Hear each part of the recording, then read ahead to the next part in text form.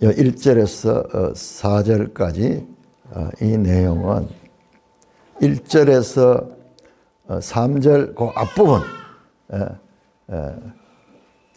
스스로 조심하라까지는 실족에 관한 경고. 실족이 뭐냐 그러면은 죄를 범하는, 죄를 넘어지는 것, 죄에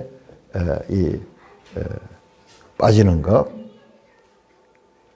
그 다음에 그 내용과 연결돼 가지고 거기 보면은 2절에 보면 작은 자 중 하나가 나오죠. 작은 자 중 하나. 이 작은 자들은 주님의 제자들 또는 그리스도인들을 가리킵니다.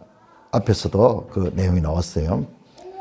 그 다음에 내 형제가 죄를 범하거든. 형제죠, 형제. 그러니까는 이거는 그리스도인들끼리에 관한 관계예요. 그리스도인들 관계. 내 형제가 죄를 범하거든. 우리 번역이 조금 아쉬운데 너에게 죄를 범하거든. 너에게 죄를 범하거든. 거기 4절에는 그렇게 나오네요. 만일 하루에 7번에도 너에게 죄를 짓고 7번 너에게 돌아와 내가 회개하노라 하거든. 그러니까는 그냥 일반적인 다른 죄가 아니고 내한테 죄를 짓는 일입니다. 그래서 죄 용서에 관한 명령인데, 그런데 여기 보면은 용서하라 명령인데, 근데 그들이 회개하노라 말만 하고 행동을 보이지 않았어요. 아직까지 행동을 안 했습니다. 그런데 4절에 나온 7번 내게 돌아와서 회개한다 해서 7번 회개한다고 말했던 자잖아요. 그럼 7번 말만 하고 행동 안 했는 자예요. 그런데 그것도 너는 용서하라라는 것입니다. 우리는 그 말에 대한 책임을 지고 행동까지 바뀌었을 때 용서하라가 아니고 6번째까지도 또 회개한다 해놓고는 또 죄를 범했어. 그러니까는 그런데 마지막 7번이라도 회개하노라 하거든. 너는 용서하라. 용서해도 되고가 아니고 명령이에요, 명령. 용서하라라는 말입니다. 말이 7번이지 무한한 반복을 암시하는 횟수에 제한 없는 용서를 요구합니다. 이 나중에 보면요, 마태복음에 우리가 자 그러면은 7번만 회개하면 되느냐 이런 의문이 가게 되죠. 자, 우리 마태복음 18장 한번 찾아봤어요. 마태복음 18장. 자, 요거하고 딱 연결이 돼요. 자, 마태복음 18장 21절 22절 21절 22절 같이 읽습니다. 시작. 그때 베드로가 나와 이르되 주여 형제가 내게 죄를 범하면 몇 번이나 용서하여 주리까? 7번까지 하오리까? 예수께서 이르시되 너게 이르노니 7번뿐 아니라 7번을 70번까지라도 할지니라. 와, 이 베드로가요. 야, 그러면 7번까지 말씀하시니까 그럼 7번까지는 참고 그다음에 8번째 되면은 그러면은 용서 안 해도 되는가? 이런 생각이 들 거 아니에요. 그래서 지금 질문을 하잖아요. 그래서 자기가 답을 알고 있는 거예요. 몇 번의 용서. 지금 누가복음 17장에 이 내용을 들었는 거야. 그런데 늘 들었는데 이게 찜찜했던 거야. 그래서 물어보니 7번까지만 하면 됩니까? 이 말은 8번째부터는 용서 안 해도 됩니까? 이런 이제 이 대답을 듣기를 원했을 것 같아요. 그런데 예수님은 그게 아니라 7번뿐 아니라 7번에 70번까지 그냥 무한한 용서를 해야 되는 거야. 용서에 제한이 없다는 말씀이고, 여러분 그 이후에 나오는 23절에서 35절이 1만 달란트 빚진 자에 관한 비유가 나오는 거예요. 왜 용서해야 되는가? 그 1만 달란트 비유를 통해서 왜 이런 7번 아니라 7번을 70번까지라도 무한한 용서를 해야 되는가를 설명하는 것입니다. 여러분, 말은 쉽지만은요, 용서가 내 의지로 되는 게 아니에요. 여러분, 어떤 사람에게 큰 상처를 입고 참 이 모욕을 당했다. 그랬을 적에요, 이것을 내가 그리스도인으로서 상대방에 대한 저런 그 원망을 가지거나 그 상대방에 대한 그런 미움을 가지고 있는 것 자체가 우리가 괴롭잖아요. 그리스도인들은 우리 마음을 늘 청결해야 되는데, 그래서 의지적으로 잊어버리자 주님께서 말씀하셨듯이 우리는 용서하자, 그렇게 아무리 결의를 해도요, 내 마음 자체가 용서를 거부하는 거예요. 잊었다고 생각했는데 불쑥 그 생각이 떠오르는 겁니다. 그래서 사도 바울이 로마서 7장에서 내 겉사람은 내 속사람은 원하지만 내 겉사람이 내 원을 따르지 아니한다. 그러니까 내 속에 내가 통제할 수 있는 내가 있고 내가 통제할 수 없는 내가 있다는 거예요. 그 속사람. 내 속에 내가 다스릴 수 없는 내가 존재하는 거예요.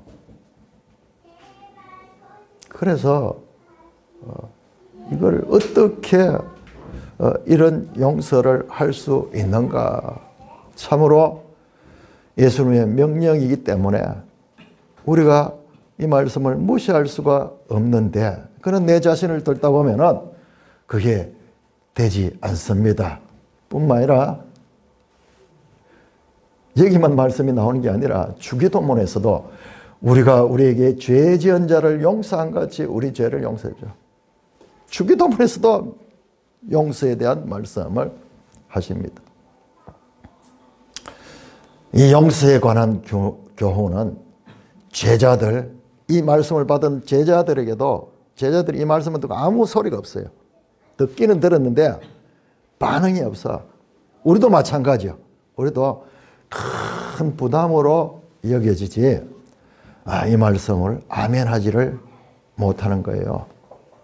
예수님은 1차적으로 제자들에게 어떤 기대를 하기에 이렇게 인간으로서 불가능해 보이는 명령을 하시는 거가 명령이에요. 명령. 용서 두 번이나 용서하라.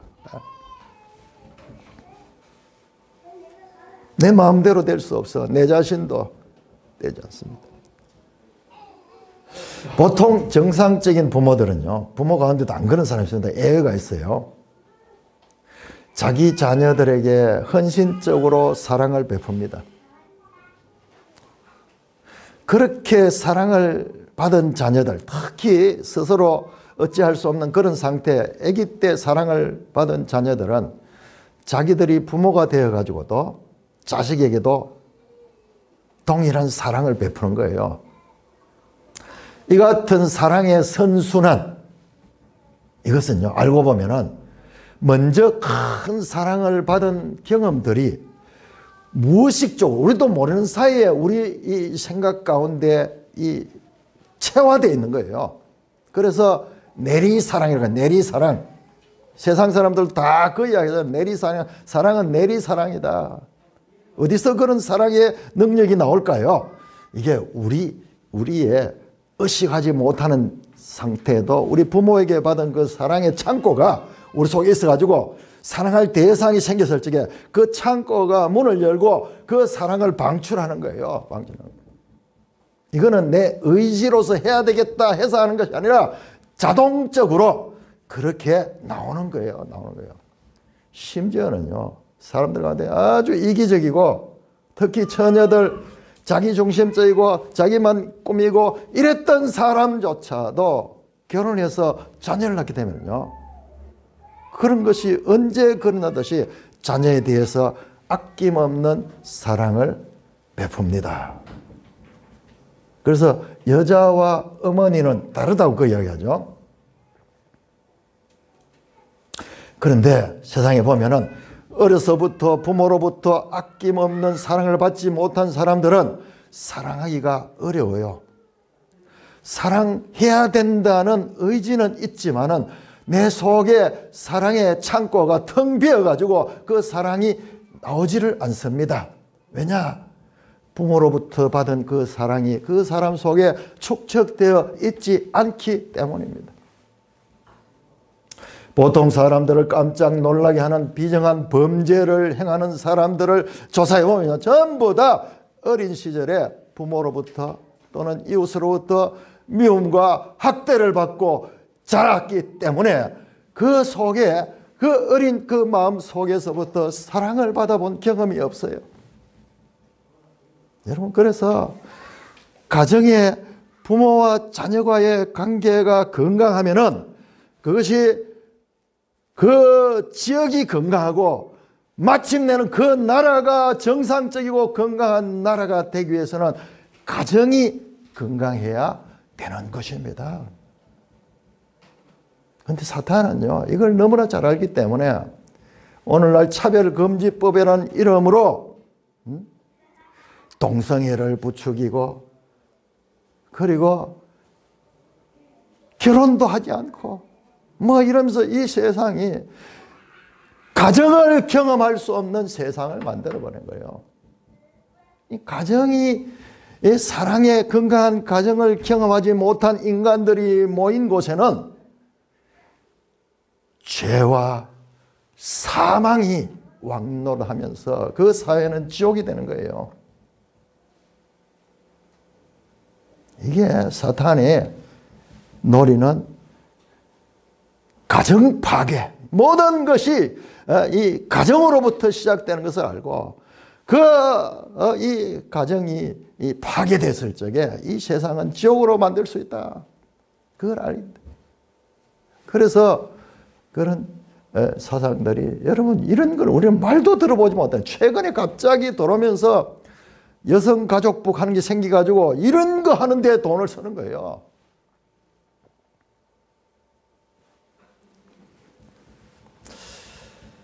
이와 같은 부모와 자녀들 간에 흐르는 사랑의 선순환의 원리를 볼 때 제자들이 자기에게 범죄한 자들을 횟수에 제한 없이 용서를 하기 위해서는 먼저 자기 자신들이 큰 용서를 받은 자임을 바르게 깨달을 때 그것이 가능할 것 같아요. 그러면은 하나님은 언제 이 같은 큰 용서를 제자들에게 베푸는 적이 있습니까?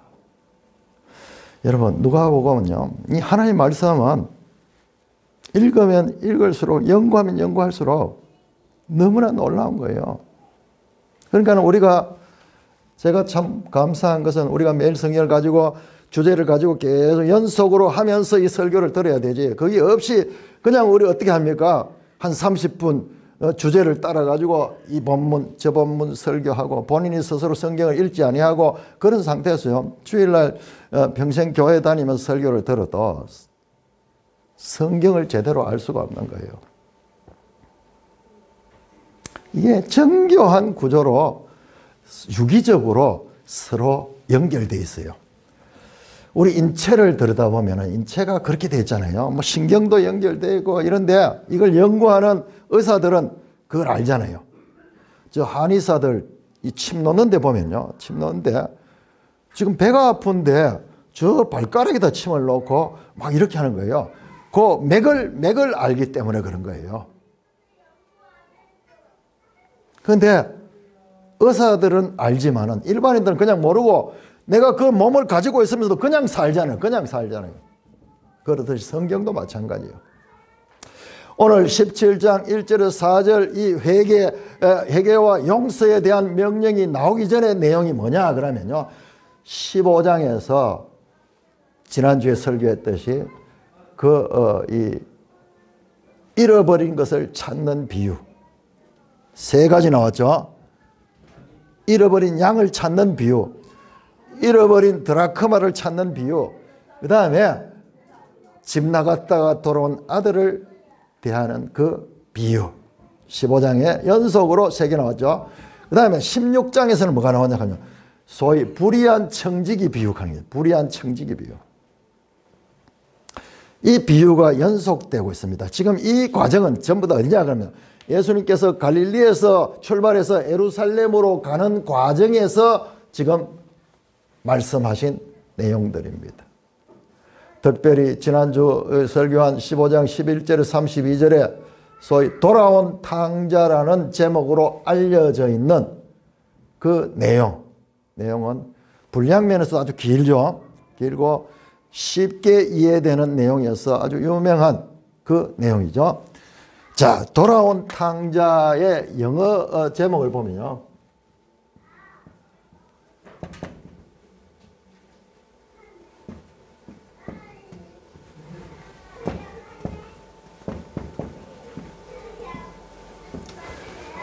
프로디갈 손, 탕자, 돌아오다, 리턴스, 돌아온 그런 탕자라는 제목인데, 사실상 이 제목은 일반적으로는 알려지지만 너무나 부족한 제목이에요. 왜냐 그러면요, 그 비유에는 25절에서 32절에 집에 있던 맏아들의 이야기가 자세하게 나오잖아요. 근데 우리는 이 돌아온 탕자, 그 매일 성경 보세요. 매일 성경 보면요, 지금까지 알려졌던 그 제목이 부족한 걸 알고 제목을 고쳤어요. 잃어버린 두 아들 이야기라고 그렇게 고쳤습니다. 이게 훨씬 발전적이에요. 실제로 보면은 11절에서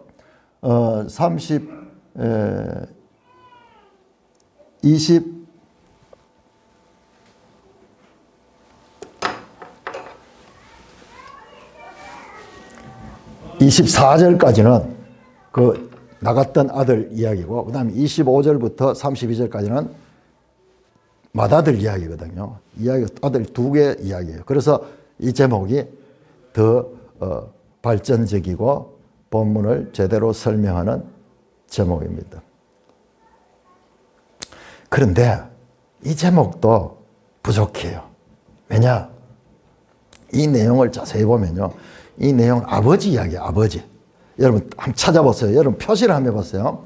성경 표시를 해보면은 실감이 나요. 제 성경을 한번 보세요. 제 성경 보면은 이렇게 새까맣게 돼요.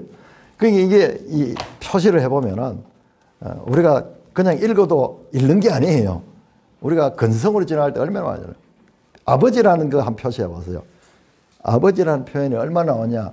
12절에 3번 나오고요. 쭉 해서 요 짧은 내용 가운데 아버지 이야기, 아버지라는 표현이 20번 나와요. 20번.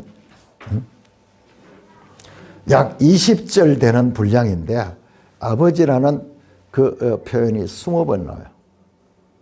주제가 보세요. 제일 처음에 11절에 보면 어떤 사람에게 두 아들이 있는데, 어떤 사람이 주인공이잖아요. 어떤 사람의 두 아들이거든요. 그 어떤 사람이 누구냐? 그 두 아들의 아버지야. 그래서 전부 아버지야. 아버지.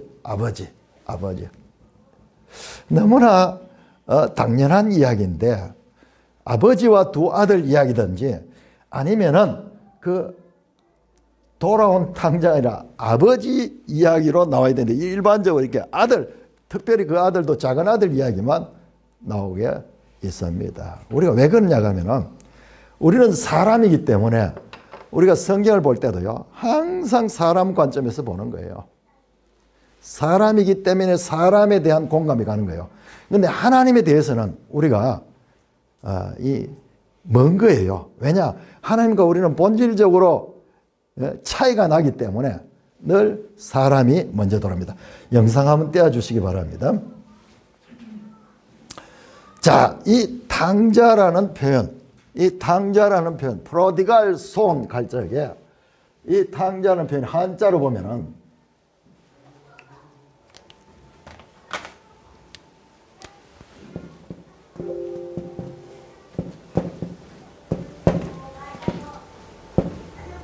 이게 썰어버릴 탕이더라고요. 아주 특별한 이에요. 아들자죠. 아들자. 요즘 한자를 안 쓰니까는 빼앗던 한자 다 잊어버려. 자, 썰어버릴 탕인데, 이게 이제 방탕하다 또는 거기도 본문 나오죠. 허랑방탕하다. 그렇게 나오죠. 그 아들이 허랑방탕하여 그 재산을 낭비했다. 낭비하다. 방탕하다. 그런 뜻입니다. 그런데 이게 영어에서 프로디갈이라는 이 표현인데 요 단어를 쓰는데 우리 한자에도 요 탕자가 방탕하다, 탕진하다 좀 나쁜 의미죠. 방탕하게 삶을 산다. 그 다음에 재산을 탕진했다 할 적에 이 같은 단어를 써요.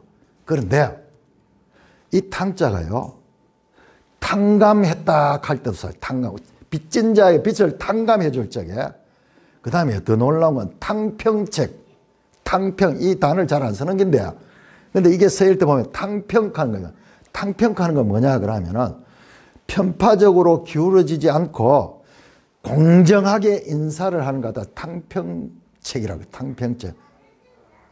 막 계파에 따라 가지고 이리 가고 저리 가고 아니라 아주 공평하게 상당히 이런 때는 이 단어가 탕자가 긍정적인 의미가 있습니다.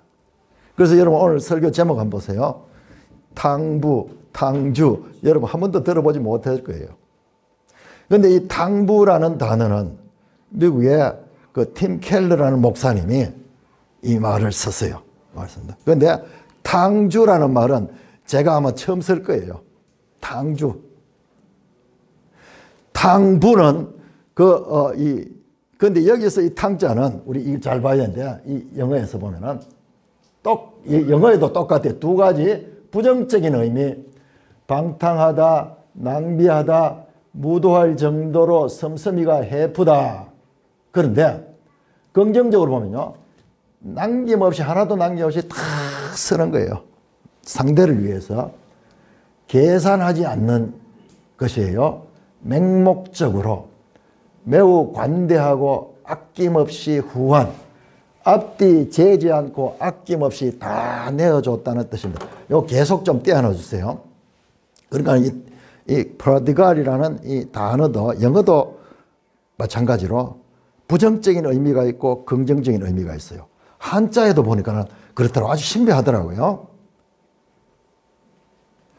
자, 오늘 본문을 누가복음 15장의 본문을 보면은 이 아들이 돌아왔을 적에 아버지는 죄를 따지거나 죄의 책임을 돌리거나 어떤 죄에 합당한 행동을 하도록 요구하지 않습니다.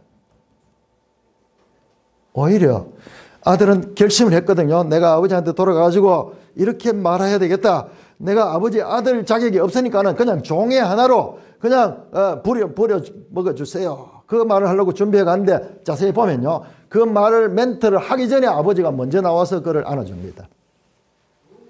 그러므로 이 둘째 아들이 용서를 받은 것은 자신의 어떤 행동이나 말이 아니에요. 그 이전에 하나님의 일방적인 은혜입니다. 자, 이게 뭐냐? 이게 프로디갈한 긍정적인 의미예요. 따지지 않는 거예요. 계산하지 않는 거예요. 그가 어떤 행동을 보여서가는 맹목적으로 앞뒤 재지 않고 그의 행위와 관계없이 일방적으로 그를 안고 그에게 입을 맞추고 그를 받아들였습니다. 이것이 바로 프로디갈한 파더. 이게 방탕한 아들이 아니라 여기서는 아낌없이 사랑하시는 그 프로디갈한 파더의 모습이야.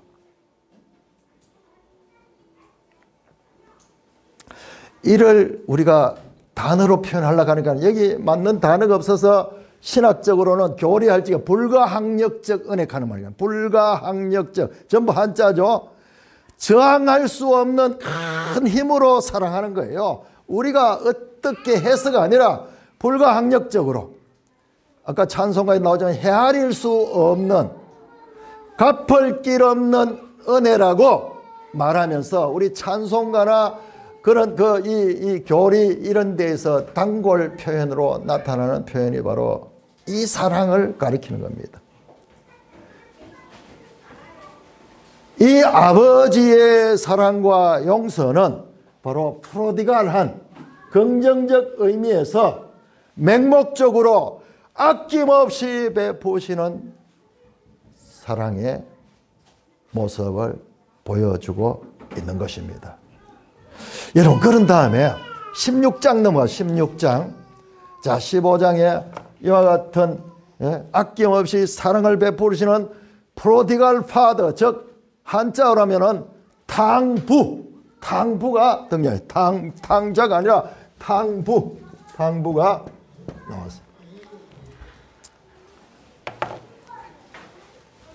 근데 16장 1절에서 여러분 8절까지 끊었어야 됩니다. 우리 매일 성경에 9절을 같이 붙여나오니까 해석이 더 어려워져 버려서 1절에서 8절까지가 비유고, 자 9절 보세요.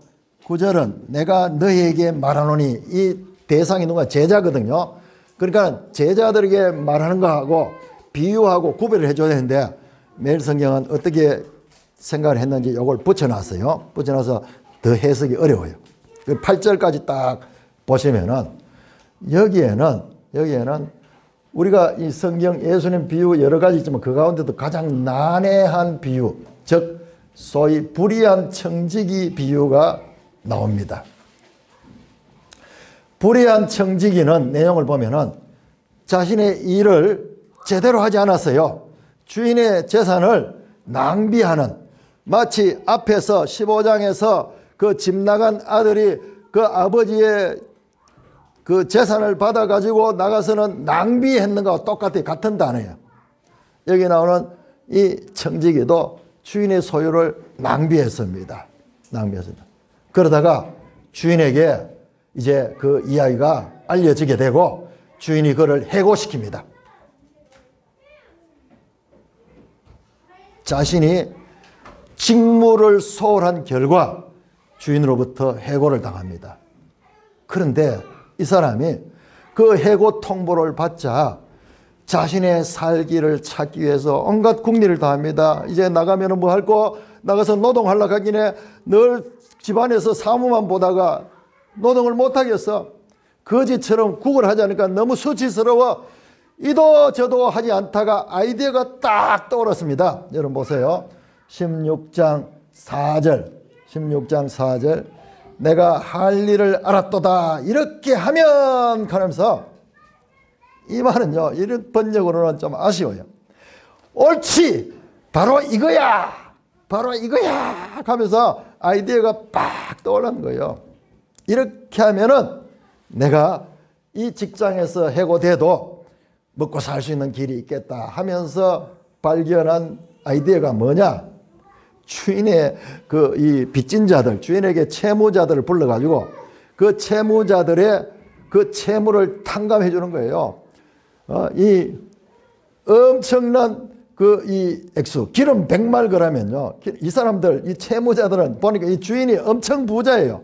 왜냐 그러면은 이 기름 100말씩이나 빚을 질 수가 없거든요. 큰 기름 공장 사장이야. 기름 공장 도매장 사장, 도매상을 하는 분이라. 그래서 우리 돈으로 쳐보니까는 이게 1000데나리온, 약 9천만 원 정도, 우리 현재 하나로 해서 하면.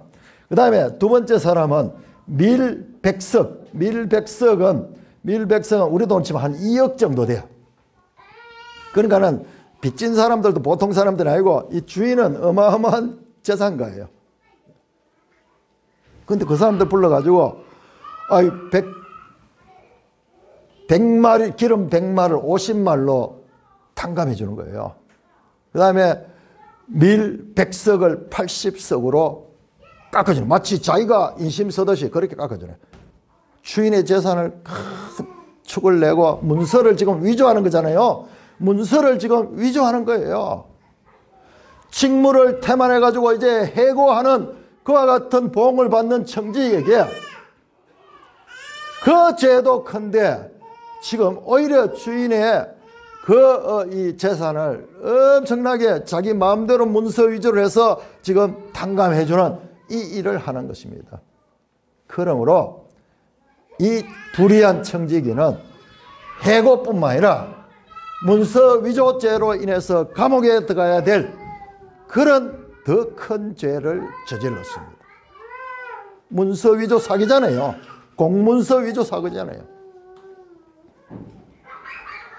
그러므로 이제 주인은 이 청지기에게 큰 벌을 내릴 것으로 예상이 되는데, 뜻밖에도 주인의 반응은 18절 보면 16장 8절 보시면 우리의 기대를 완전히 어그러뜨려요. 자, 16장 8절 같이 읽겠습니다. 시작. 주인이 이 옳지 않는 청지기가 일을 지혜 있게 하였으므로 칭찬하였으니 이 세대의 아들들이 자기 시대에서는 빛의 아들보다 더 지혜로운, 이렇게 딱 꺼내야 돼요. 우리 매일성에 이걸 갖다 붙여놨기 때문에 되게 해석이 어려워지는데 이렇게 끊으면 해석이 쉬워요. 이 청지기가 자기 이 문서를 위조해가지고 자기 재산을 축내했으면 주인이 화를 내는데, 이 주인이 오히려 청지기를 칭찬하잖아요. 지혜 있게 일했다. 지 살 길을 찾기 위해서 청지기가 막 문서를 위조했는데 그걸 가지고 지혜 있게 일했다 하고 거기다 더하게 칭찬까지 했다는 거예요. 이게 말이 됩니까? 이 주인은 도대체 어떤 제정신일까요?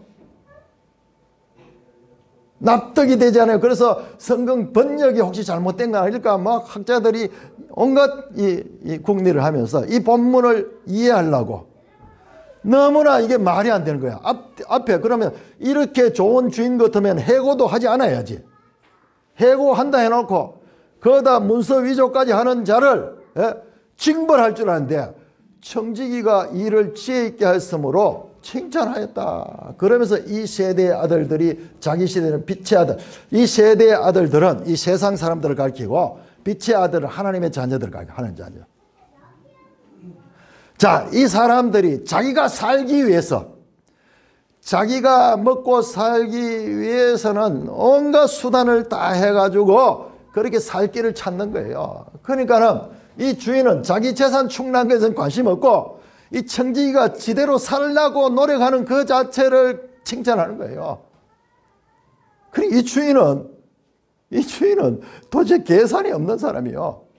이 주인은 누구냐? 바로 맹목적으로 계산하지 않고 관대하고 아낌없이 후한 주인이에요. 탕주예요. 탕주. 여러분, 이 본문이 해석이 잘 안 되니까요. 학자들이 우리 매일성경도 그 해석을 읽어보면 매일성경 제가 이 내용을 아주 해석자들이 대단하다고 하는 거 인정합니다. 그런데 부분적으로 보시면은 매일성경은 어떻게 이거를 이 난제를 해석했냐 그러면은 이 사람이 그 채무자들의 그 채무를 깎아줬는 것은 잘못이지만은 그렇지만은 결과적으로 그 채무자들이 빚이 많이 줄어들었으니까는 그 주인을 칭송하고 주인에게 영광을 돌리는 결과가 오기 때문에 그렇게 했다고 그렇게 설명해 놨어요. 근데 그런 내용이 어디 있어요? 전혀 내용. 뭔가 이것을 합리적으로 설명하려고 하니까 설명할 길이 없는 거예요. 뿐만 아니라 누가복음 주석을 쓴 아주 두꺼운 주석을 쓴 그런 이 서양의 신학자들도 이 난제를 해결하기 위해서 이거는 원래 이 금액을 나중에 다 지불하게 되면은 이 종이 가지는 커미션이 있어. 종에게 얼마가 떨어지는데 그 종에게 떨어질 커미션을 탕감해 준 거다. 뭐 그렇게 해서요. 근데 커미션이 무슨 커미션이 그렇게 많아요. 밀 100석을 50석으로 할 수 있는 그런 커미션이 어디 있습니까? 기름 100마를 50말로 해주고 그거 아니죠. 도저히 난제인 거예요. 해석이 안 되는 거예요. 그래서 이것을 해석하려고 하나님 말씀을 무시할 수는 없고 그래서 궁색한 변명이 여기저기 있는 것을 제가 봤어요. 어떻게 해석하는가? 이 사람 저 사람 다 살펴봤는데 여기에 제대로 이 해석이 되지 않아요. 그 목사님들도 설교할 때요. 이 본문이 참 난제예요. 난제예요. 성경을 읽다가 이런 부분들이 가끔 있어요. 그럴 때는 그냥 둬야 되지. 그거를 합리적으로 설명하기 위해서 막 이런 내 생각을 갖다 붙이게 되면은 성경이 더 복잡해져요. 이것도 돌아온 탕자라고 제목을 붙여놓으니까 우리가 그 틀을 가지고 보니까는 그 맏아들의 이야기, 아버지의 이야기는 더더욱이나 안 보이는 거예요. 이 도무지 납득되지 않는 주인, 이 주인이 누구냐? 바로 이 프로디갈 마스터, 탕부의 탕부. 15장에 나왔던 아버지가 프로디갈한 파더, 탕부였다면 16장에 나오는 이 주인은 프로디갈 마스터, 즉 탕주의 탕주. 자기 재산에 대해서는 전혀 계산하지 않고 앞뒤 재지 않고 그 종이 지 살 길 궁리해가지고 지가 유익해지니까는 무조건 좋아하시는, 우리 인간 세상에서 찾아볼 수 없는 그런 주인인 것입니다.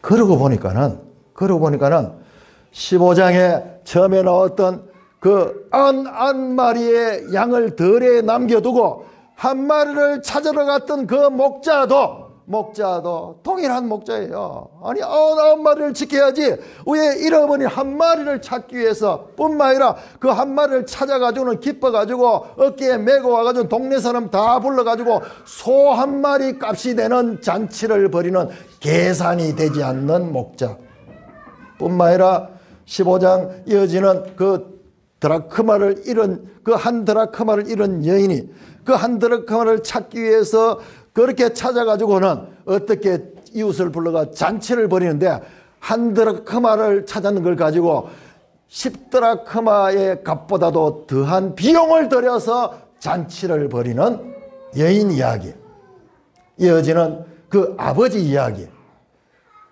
여러분 16장에 나오는 주인 이야기, 이게 전부 같은 성격 프로디갈한 사람들이야.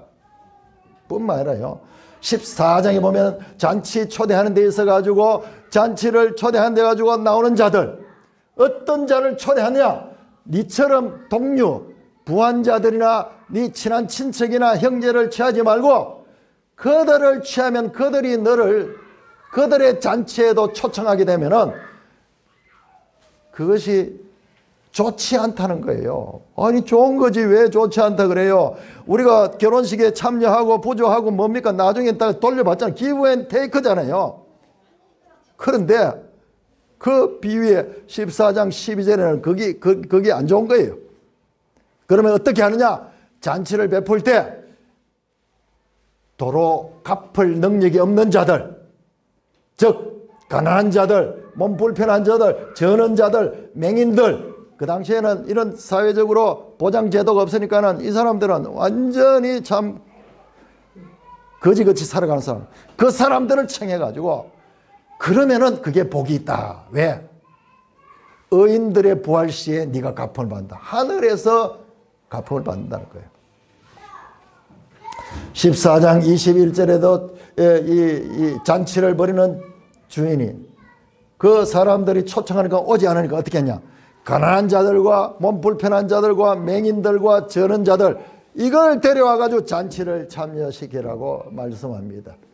여러분 14장, 15장, 16장 연속적으로 등장하는 실제 일어났던 사건과 그리고 예수님이 하신 비유들 전체 다에 등장하는 주인공들은요, 한결같이 이런 존재, 계산 없는 자들이야. 계산 없는 자. 기브 앤 테이크가 아니고 일방적으로 주는 자예요. 여러분 예수님의 비유에 등장하는 이 모든 주인공들, 우리가 봤을 때 특이하고 이상한 주인공들은 누구를 나타내냐? 모두 다 하나님 아버지를 나타내는 인물들이에요. 죄인들을 위해 자기의 독생자까지 바쳐 자신의 사랑을 하염없이 탕진하시는 하나님 아버지. 그렇습니다. 오늘 본문의 제자들에게 말씀하신 제자들의 회개하는 자는 무조건 헤아릴 수 없는 용서하라는 명령은 그냥 요구하는 것이 아니라 바로 앞선 14장, 15장, 16장에서 먼저 하나님 아버지 프로디갈 파더에 대한 가르침이 있고 난 다음에 제자들에게 요구하는 것입니다. 무슨 말입니까? 하나님의 큰 용서를 받은 자들이 그 받은 자들에게 그와 같은 용서를 형제들에게 베푸라는 말씀입니다. 우리가 하나님께로부터 받은 죄 용서 그 크기와 넓이와 높이와 깊이가 어떠한가 생각하면 할수록요, 우리가 이거를 그냥 지나가 버리면 이게 용서하지 못해요. 복음서에 나오는 예수님의 비유들은요, 평범한 누구나 알아들을 수 있는 평범한 이야기 속에 우주적 하나님의 경륜을 담고 있는 내용인 것을 우리가 알게 됐어요. 여러분 앞에서 나왔죠? 계속 역전 이야기가 많이 나왔죠? 먼저 된 자, 나중되고 나중된 자, 먼저 된 자. 이 말씀은 단순히 화투칠적에 초장 끝발, 파장 몽디감 같은 그런 생활 격언이 아니에요. 이것은요, 유대인으로부터 시작한 하나님의 구원 역사가 이방인에게로 본격적으로 넘어가는 하나님의 구원 경륜에 있어서 구속사의 패러다임의 변화를 나타내는 의미가 그 속에 담겨 있습니다. 오늘 본문 형제에 대한 용서에 관한 교훈도 단순한 인간관계에서 넓은 아량을 가진 사람들 되라는 정도의 교훈이 아니라 너희도 죄인들이지만 하나님으로부터 큰 용서를 받은 존재이기 때문에 너희도 내 형제들을 용서하라는 말씀입니다. 여러분, 아까 전에 봤죠? 마태복음 18장에 베드로가 질문했잖아요. 그때 이어서 나오는 예수님의 설명이 70번씩 7번을 70번씩이라도 용서하라, 즉 무한한 용서하라는 말씀에 대한 비유로서 준 그 내용이 1만 달란트 빚진 자의 비유입니다. 여러분, 1만 달란트는 우리는 감이 없잖아요. 어느 정도인가 하는 것 감이 없잖아요. 이 달란트라는 단위는 이 중동 지역의 돈 단위로서는 최고 큰 단위예요. 이거를 계산해 보니까요, 노동자들의, 놀라지 마세요,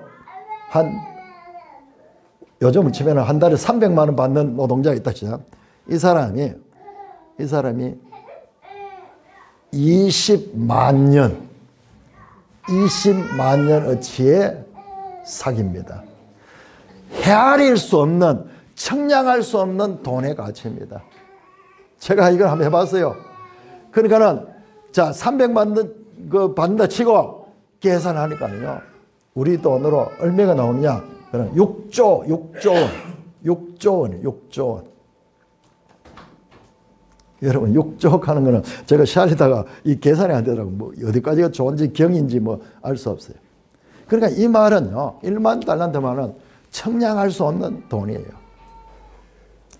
그런데 1만 달란트 이 탕감받은 자가 가다가 자기에게 빚진 자를 만나자. 누구? 얼마나? 100데나리온을 빚죠. 100데나리온은 큰 돈이에요. 하루의 그 노동자 품삯이 이 한 데나리온이거든요. 자, 요즘 10만 원 쳤다. 10만 원 쳤다. 요즘 10만 원도 더 하는 것 같더라고요. 10만 원 치면은 100일 동안이요. 요즘 한 1,000만 원 정도, 1,000만 원 큰 돈이잖아요. 그런데 이거를 비유해 보면은 6조 원 탕감을 받은 자에게 1,000만 원은 우리 돈을 치면 100만 원 가진 사람에게 10원 정도 가지. 10원도 안 될 거예요. 이런 정도 가질 거예요. 그러니까는 이것은요, 기쁘게 즐거이 탕감해 줄 수 있는 그런 액수인 것입니다. 사랑하는 형제 자매 여러분, 프로디갈 손, 즉 돌아온 탕자라고 잘못 알려진 누가복음 15장은 사실 프로디갈 셰퍼드,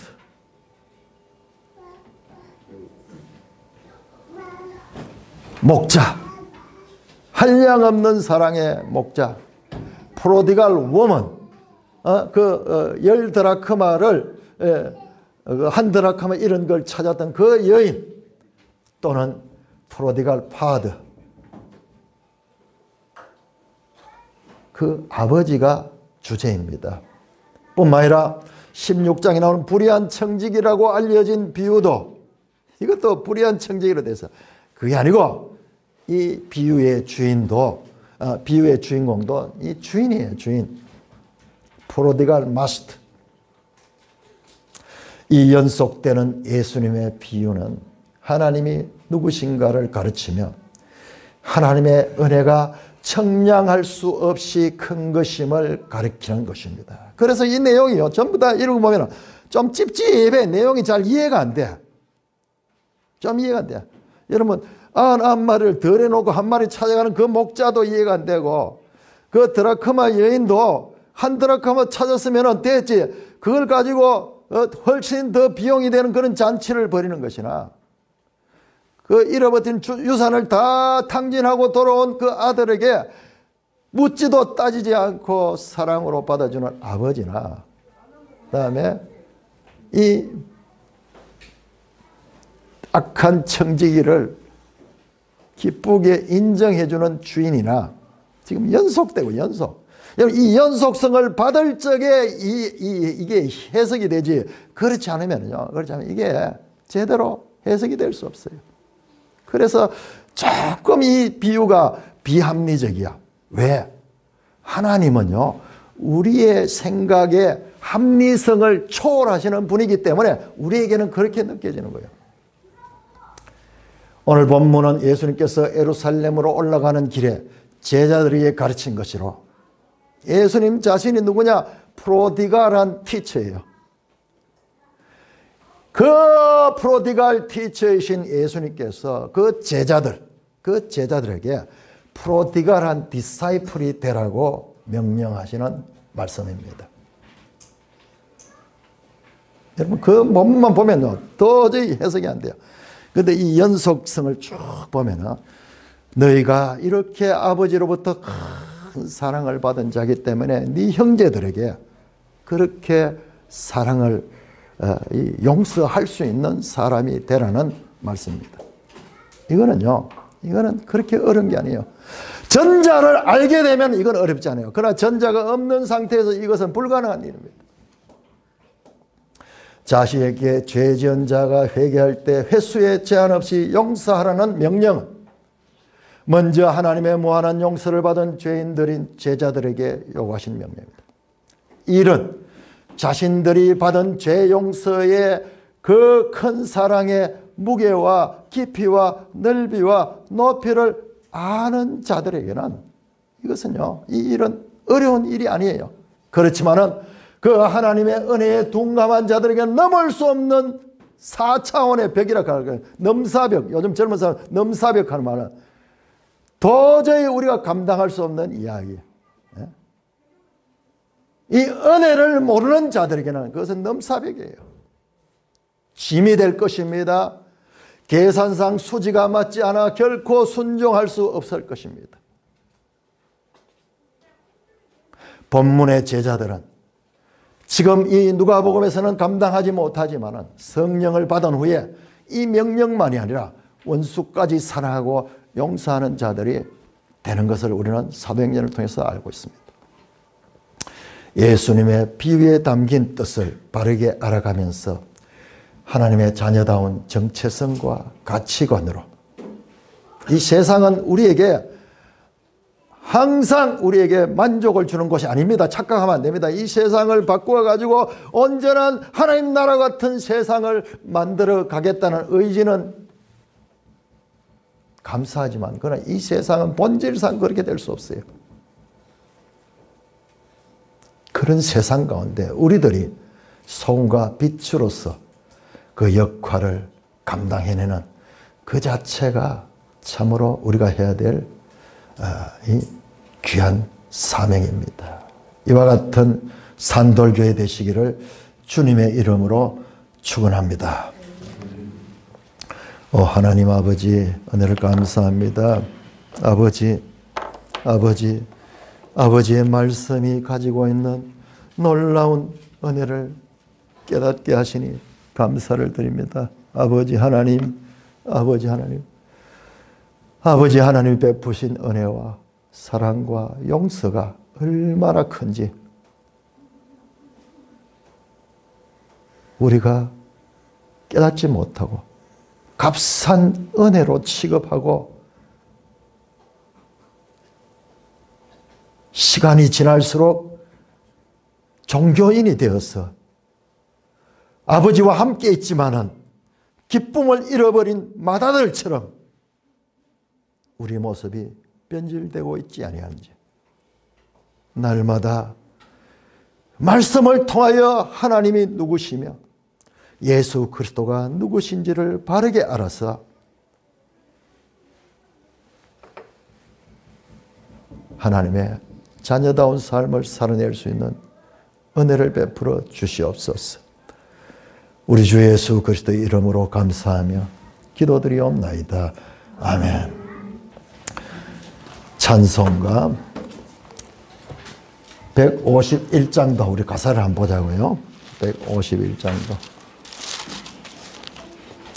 우리는 잘 잊어버리는 존재들이에요. 그래서 연약한 존재들이에요.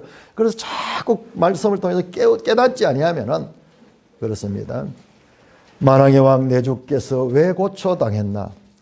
이 벌레 같은 날 위에 보혈을 흘렸다. 그 은혜는 3절에 보니까는 갚을 수 없는 은혜다. 1만 달란트는 우리가 갚으려고 해도 갚을 수 없는 그와 같은 것이에요. 그 은혜, 헤아릴 수 없는, 청량할 수 없는 그 은혜 생각하면서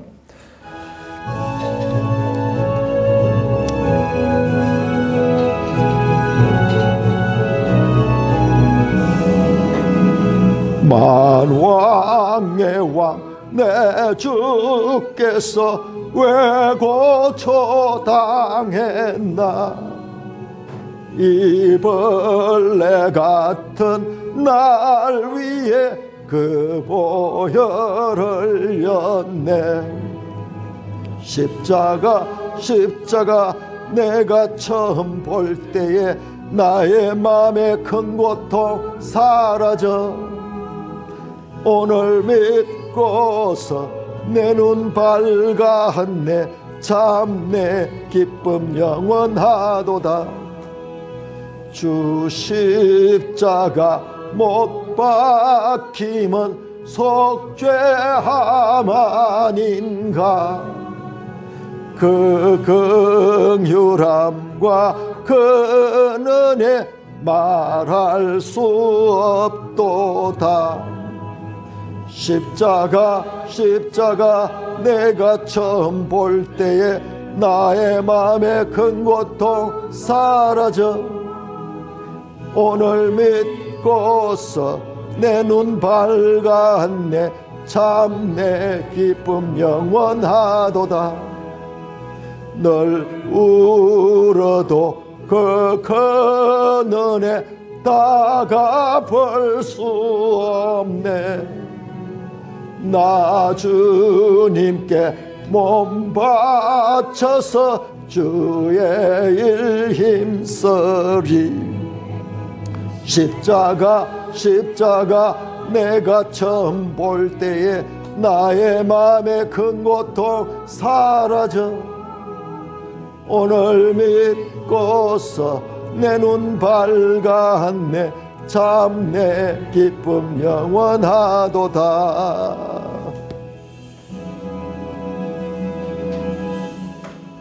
하나님 아버지 은혜를 감사합니다. 이 나라를 하나님 불쌍히 여기시고 이 땅의 성도들의 기도를 들어 인도하여 주시옵소서. 사람의 끝에 하나님의 시작이 있음을 알게 하시고 오직 하나님의 관점에서 세상을 바라볼 수 있는 큰 눈도 허락하여 주시옵소서. 프로디갈 파더, 프로디갈 마스터, 하나님 이 놀라운 큰 은혜를 찬송합니다.